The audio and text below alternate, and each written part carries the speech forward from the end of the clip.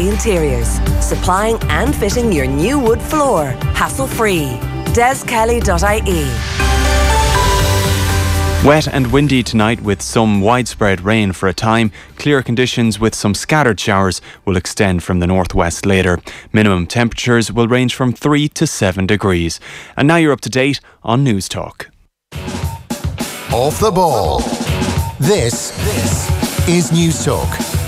You're very welcome back to the second hour of Thursday night's Off the Ball. And just a quick reminder, in case you hadn't heard, we obviously have the hurling and the football shows. They're up on our Off the Ball website that Shane Stapleton, obviously he works very hard on them. And also to give a special plug to our Seachtain na Gaeilge, our special Seachtain na Gaeilge podcast. That's also on the Off the Ball highlights feed if you want to get more. Just go to the website and you'll get it all there. Plenty more coming up now. We're going to focus on Gaelic games now for the next while.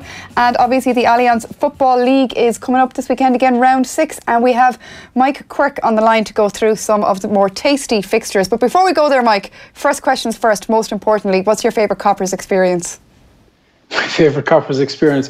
I've had a few, thankfully. I had a really, really good one night after a National League final when myself and Dan, he actually got caught for a random drug test after Derry beat us actually in the league final. And the team actually left because they were catching the train. So myself and Danny, who were left, kind of fend for our own devices in a Kerry tracksuit around Dublin for, we didn't even have our wallets, but we managed to get into Coppers and we actually had a pretty good evening actually. So that was probably my best one. That actual story just doesn't surprise me at all, Shane. So the two lads 6'6" standing out all right in Coppers. In their Kerry track. They wouldn't stand out in the Kerry tracksuits though. We went down O'Connell Street trying to find some clothes that we could try and barter or get something, and all we could find was two kind of large Guinness I Love Ireland t-shirts. So they kind of went over the Kerry tracksuit, which wasn't a great look either, I suppose, really. But I think this is a good place to maybe move on and talk about some football. Division 1, obviously, the one you'd be interested in, and actually lots of us would be interested in, is Kerry against Mayo. They're at Austin Stark Park at 7 o'clock on Saturday night. Yeah, big game again, sold out with a couple of days. A bit like the Dublin game, a lot of hype about it. From Kerry's perspective, I suppose, whoever we're playing at this stage, there's going to be a lot of hype with the supporters because everybody's just so kind of excited about the new guys and the new management and the guys that are yet to come back into the team. So there's kind of a wave of positivity around the place in Kerry that has people getting a little bit slightly unhinged for March, It's the first time Kerry have won 5 games from 5 at the start of the league since 1965. And, even with the likes of David Clifford to come back and Paul Gainey to come back, James O'Donoghue to come back as well, the amount of quality that you have there, people in Kerry must be getting excited quite quickly. Yeah, but that happens. That happens pretty regularly down here. But obviously, look, everybody's been kind of pleasantly surprised, I think, by the how well the younger guys like Darren Moyne and these fellas have taken to it, and how at home they look at it so quickly, and like you kind of forget about David Clifford. You forget about the year that Clifford had last year and how good he was and how sensational and the scores and everything, and how he carried the Kerry attack for long stages, and now you've got all these other guys who look like they've, in his absence, have kind of flourished under the spotlight that has been left there. And there's a lot of guys now. There's a lot of options on that team with guys that were starting last year that now aren't so sure of where they're being in the pecking order. And from Kerry's perspective, that's obviously a really healthy place to be. Yeah, it's interesting that you mentioned the options that Kerry have in attack, because James Horan in his first year back with Mayo, that's something he'd be looking to develop. We've seen the same old faces that are there for 8, 9, 10 years since he was first involved. They started really well, won the first 3 games against Roscommon, Tyrone and Cavan, lost the last 2 against Dublin and Galway.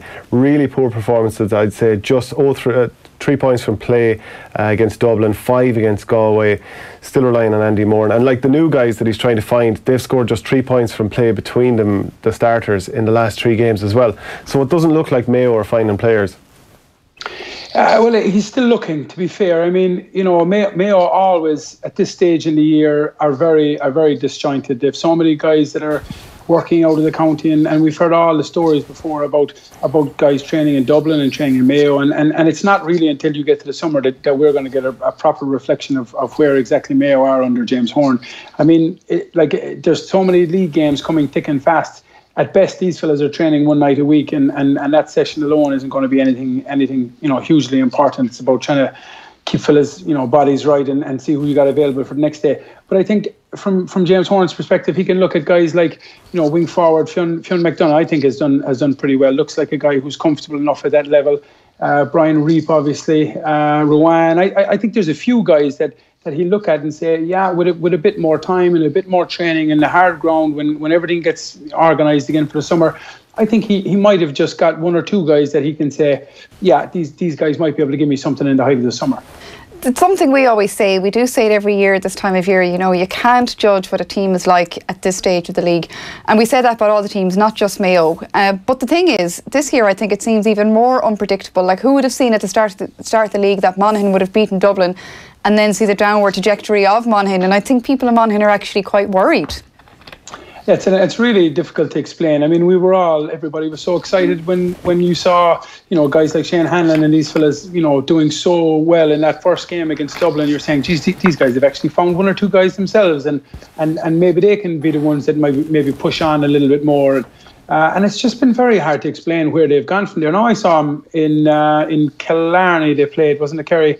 And I thought they were really solid. Conor McManus looked as good as he's always done. The Wileys had a right tough battle. Drew was, he's manhandling Tommy Welsh and had a fierce battle. But they've still got all the personnel that they've made them so competitive. So I'm not sure what it is with Monaghan, but I still think they're a crowd that are going to be good enough to possibly stay in the division by winning their last two, or maybe the one this weekend, obviously. But they're still going to be a team in the summer that are going to be well worth their place in Super 8s and maybe beyond. I did notice though, and I did find it quite interesting, that I was working up in Omagh when they were playing against Tyrone, and Monaghan went really defensive in the last 5 minutes of the first half. I think it was like 5 minutes before any attempt at a point was taken, because Tyrone didn't have a choice. They were so locked out by Monaghan. So Monaghan tried to do with Tyrone. It didn't really work out for them. It just looked... It wasn't pretty football, but it also didn't look like Monaghan. I was very surprised and taken aback that they would have reverted into a shell that they never normally used to use, if you know what I mean. Yeah, and that was through with the black card, right? There was somebody got black card, and they just said, you know what, we'll take our lumps here and we'll get everybody behind the ball. It was unlike Monaghan, because under Malachy O'Rourke, they've always been a team. While they're physical and aggressive, they're also a team of footballers and scorers and kickers, and they've always played kind of that kind of expansive football that you'd associate with the likes of Dublin and Kerry and all these teams. And Monaghan for their worth and for their population, have been punching above their weight for a long time. But the football they've played has always been of a really high quality. And I still think what I saw of them, most recently against Kerry, I still thought they played some really excellent football. I still think they've got a lot of quality up front, which a lot of these other teams, that's their downfall, is that quality in the attacking third, and they still have that in abundance. So I think they'll get out of this funk eventually. I don't see them playing 15 men behind the ball. Malachy O'Rourke has never done that consistently, and I think they just have too much quality in attack to have to go that way. Just like Monaghan, Cavan have lost 4 of their 5 games so far this year. The last one against Tyrone was 1-15-9, so that's a comprehensive enough defeat. Otherwise, it's been pretty close. Now, Mikey Graham would have had to spend the pre-season juggling his duties between Mullinachta, who were going into the All-Ireland Club semi-final, and Cavan in his first season, which would have been, you'd imagine, pretty difficult. Do you see signs there that they're stabilising and that they can be a bit more of a threat going forward?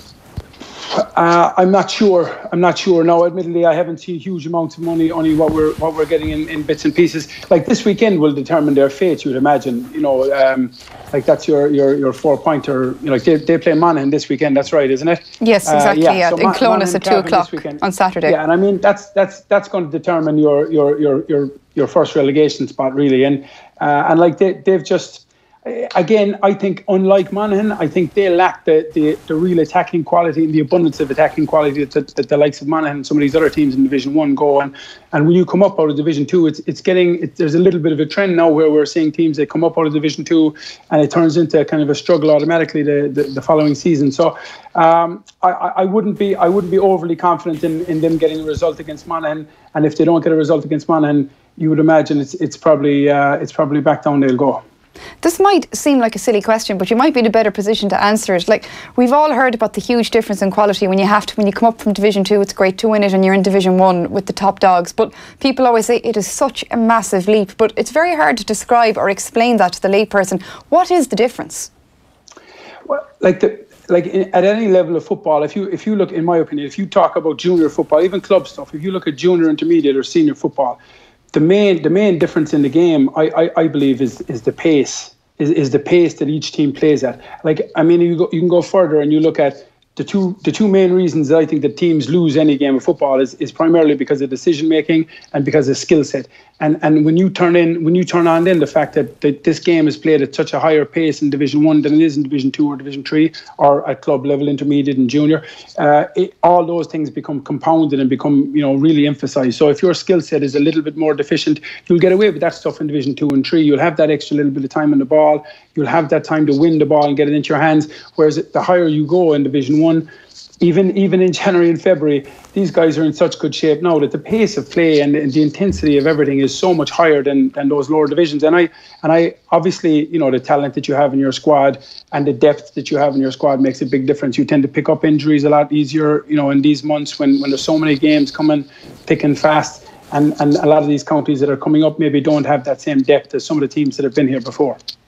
There's been a lot of talk this week about Dublin and the sort of mental scars that Dublin will or Tyrone will have facing them. So Tyrone are going to Croke Park this Saturday night, and I think they need a result because it's going to be the 6-year anniversary this Saturday since the last time they beat them, and they've played 5 times in the championship since then, and they haven't been able to beat them. And I just think that eventually, if you keep losing to a team, it's getting down to the last 5 minutes in a game, really tight, and just like Omagh and the Super 8s last year, it just kind of falls away from me. I think it's crucial for Tyrone that they get a win here, Mike. Listen, they're slightly still in that kind of relegation thing now. They have an outside chance of possibly making a final. It's unlikely that either of those two eventualities will come to pass, but I think they need a performance. I'm not sure. Now, apparently Dublin are going to be down a large number of their starting bodies. 7 or 8 of the guys that are regular starters apparently have injuries, like Mannion and different guys. So it may be an opportunity for Tyrone. They seem to be their trajectory seems to be moving in the right direction. I'm still not sure. I think Dublin took those losses to Monaghan obviously initially, and then to Kerry. I think that's unlike them to take those kind of defeats, albeit just off the plane from a holiday, and their goal is obviously on a bigger prize come September. But I think at this stage they'll have enough of losing, and they won't want to be giving Tyrone or anybody else a bit of a sniff. Yeah, after losing the first 2 games and luckily getting a draw against Roscommon, Tyrone have recovered with wins over Monaghan and Cavan. And Cara O'Kane of the Irish News wrote a very interesting piece, and he said that a lot of that is tied into Matty Donnelly's move to full forward. And he did some stats on it, and in those 2 games his direct assists have been 8 points and 6 points, so 14 altogether, and indirect assists then of 1-1. And he contrasted it last year with Matty Donnelly playing as he calls it, a second sweeper against Monaghan in the All-Ireland semi-final and against Dublin in the All-Ireland final. And the assists were way down, as you'd expect, in a different part of the field. But I was even looking at the amount of blocks and tackles he's getting in. It's like 1 against Monaghan, 0 against Dublin. So he's been fairly ineffective in that part of the field. And for a guy with such talent, if you can get him on the ball close to goal, turning his man, going straight at goal, surely that's a bigger threat for Tyrone, especially like the last year they had Mark Bradley in there, who has great movement but probably not the power, and maybe before that an older Sean Kavanagh with the power but maybe not quite the movement. Yeah, and listen, you put Peter Hart into that mix as well, and they've got 2 of the best footballers that are anywhere in the country. 2 of the best guys to go win ball, to take on a man, to create scores, to win frees. All those statistics kind of do is dispel the idea that these guys should be playing with 13 men behind the ball and really concentrate on the defensive side of it. Like they have enough of that offensive talent, the likes of Matty Donnelly and guys, if you're getting them in the right positions, that can create any team trouble. Now, you might also, if he had played in that position for the previous 2 games against the better quality opposition, those numbers mightn't be as impressive. But the point remains the same. He's a guy that's more than capable and more mobile enough, great hands, can do everything you'd want to do in a game. 2-footed, he can score, can do everything. So why would you not try and make him the focal point of an attack that needs a focal point now in the absence of the guys that you mentioned? Like all those guys that they have, they're a little small. They're maybe not as quick or as pacey or as dynamic as somebody like Matty Donnelly in that spot. So I think if the league has given them nothing else, maybe it's reaffirmed the thing that, geez, this guy can give us something really important at the edge of the square, you know. Quick update there, Arsenal are 2-0 up at the moment, so they're doing a lot better than they were this time last week. But let's hit the road west. We'll talk about Galway and Roscommon. I presume, Mike, we can accept it's not going to be pretty. That is probably fair enough. Yeah, I'd imagine so. There isn't many people kind of go to Galway games anymore and look forward to them being pretty or spectacles or anything that you kind of associate with those traditional values that Galway have always kind of espoused as a football team. But you know, at the same time, you know, Roscommon have you know, they've done okay. Like a Kerry guy, Conor Cox, or I suppose he's a Roscommon guy now, looks like a serious addition to their forwards unit, kicking scores for fun. You know, the two Smiths are playing well. Like this game wouldn't be a banker for anybody, but I really struggle to kind of understand kind of where Galway are and where they are in their own kind of view of where they're trying to get to. I'm not sure, like, are they close to a finished article? Are they halfway through their process? It seems a bit of a mismatch and or a mismatch, and I'm not sure exactly if they know themselves where they're going with this, you know. Let's St. Patrick's Day, Loyal Porrick coming up, obviously club finals, Crokes and Corofin. It should be a good one. I mean, don't get me wrong, as a Gaeltacht woman, my heart is kind of broken that Guidor didn't make it through, but I'll go with my county man now at Corofin. But it should be a great game with two top class teams. What are you expecting in it? I think it's going to be a really, really good game of football. I think it'll be a great advertisement for the game, for the sport, for how it can be played when it's coached and coached in that kind of offensive way. I think you've got, like, you know, Crokes. Obviously, unfortunately, I manage a team that they've beaten to get along this far, and we got pretty close to the guys, but they're just on another level down here. They're having so much success in Kerry. Same in Munster, they steamroll everybody, and they just have really, really good footballers that know how to play, that look to kick the ball first, have great movement, great scores. I mean, any team that can leave Gooch at this stage to come on for 10 or 15 minutes to pull the strings for the last little bit is a team with a lot of talent in their ranks, and the same with Corofin. I love the way they play ball as well, and it's got everything that you'd want now for a supporter to go up there and really enjoy a fantastic game. We had Emlyn Mulligan on the Gaelic Football Show, which you can get on YouTube or offtheball.com yesterday, and we were talking about how, like, 4 of the last 7 finals have been won by 10 points or more. But this is probably this is a clash of the last 2 champions. So you'd imagine this one will go down to the wire. On one side you've got, you know, Gary Syce, Micheál Lundy, Ian Burke, Dahi Burke. The other side, Fionn Fitzgerald, Johnny Buckley, Dahi Casey, Michael Burns, Kieran Leary, and, as you said, Gooch on the bench as well. So you'd imagine this will be a classic, and it won't be like last year when Corofin had the game won by half time against Nemo. No, I couldn't possibly see, you know, a wide margin. You know, I just think both of these teams they played a kind of football that, you know, if you're coaching or if you're involved in a game, you just dream about your team playing in this kind of a way. They tackle really hard, and not to say that they don't get bodies behind the balls at times. Both teams will, and Crokes certainly do, and they tackle really, really hard, and they work back for each other. But when they break at such pace, and the foot pass is the thing that you're going to see in this game. Like I you know, someone can count the foot passes, the hand passes, and you're going to have a game here where there's as many foot passes as there are hand passes, and that's the way the game was. But it's not, you know, hoofing the ball for fun. It's both teams able to create a bit of movement and create space for people to run into, and then the foot is used all the time. And anytime you have a game like that, especially in Buffon Croke Park, where guys are playing and setting up in that kind of a way, geez, it's just an easy spectacle to watch and to enjoy. And even for a neutral, I think if you've no vested interest in either team, this is a game that Gaelic football is going to be the winner here, and you can really appreciate the talent that's on show.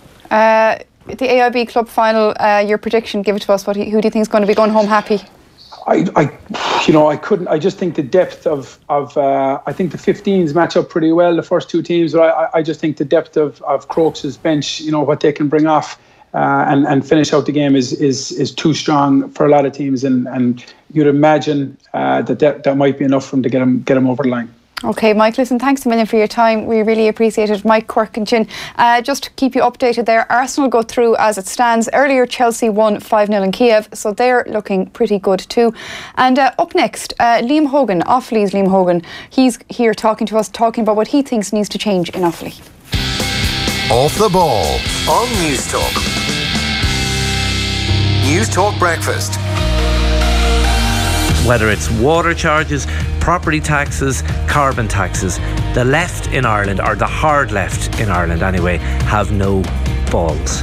Our record is shameful when it comes to climate change. This is the single most important issue facing the planet since the Cold War, probably since World War II. We have no choice but to address it. And talk to any expert and they will say you cannot do that without carbon taxes. News Talk Breakfast with Shane Coleman and Kieran Cuddihy. In association with Air. Back tomorrow from 7 on News Talk. Don't miss your chance to save big at the Harvey Norman Big Weekend Clear Out. We've cleared out our warehouses and stockrooms to find you the very best offers. Unmissable deals, like up to 30%